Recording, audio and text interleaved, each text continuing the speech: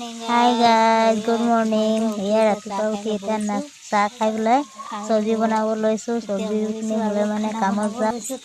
এয়া শাকখিনি কাটি লৈছোঁ, তাকে ভাজো বুলি ভাবিছোঁ। খানা চানা খাই পেলাই কামলৈ আহিছোঁ আৰু কামত জইন কৰিছোঁ। এয়া কাম আমাৰ এইবিলাক দিয়া বাতি ৰং কৰা, তাকে কৰিব লৈছোঁ।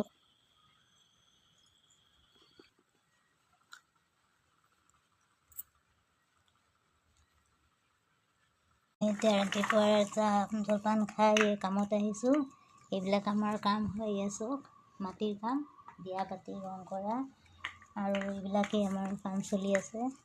কি কৰিম গাইজ, আজি আমি দুখীয়া ঘৰত জন্ম লৈ এয়া হাজিৰা কাম কৰিবলগীয়া হৈছে। এইবিলাক দেখিছেনে, ঘৰৰ পৰিয়ালৰ আৰু দুখীয়া পৰিয়ালত জন্ম হ'লে তেনেকুৱাই আৰু কি কৰিম, এইবিলাকে কৰি খাবলগীয়া হৈছে।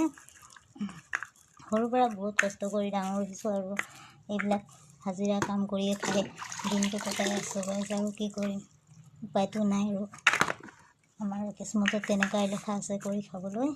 সেইটো কাৰণে আজি এইবিলাক দিয়া বাতি পেইণ্ট কৰি আছোঁ কালাৰ।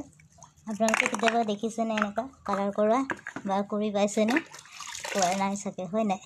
কিন্তু আমি কৰিছোঁ, সকলো কামেই কৰিছোঁ।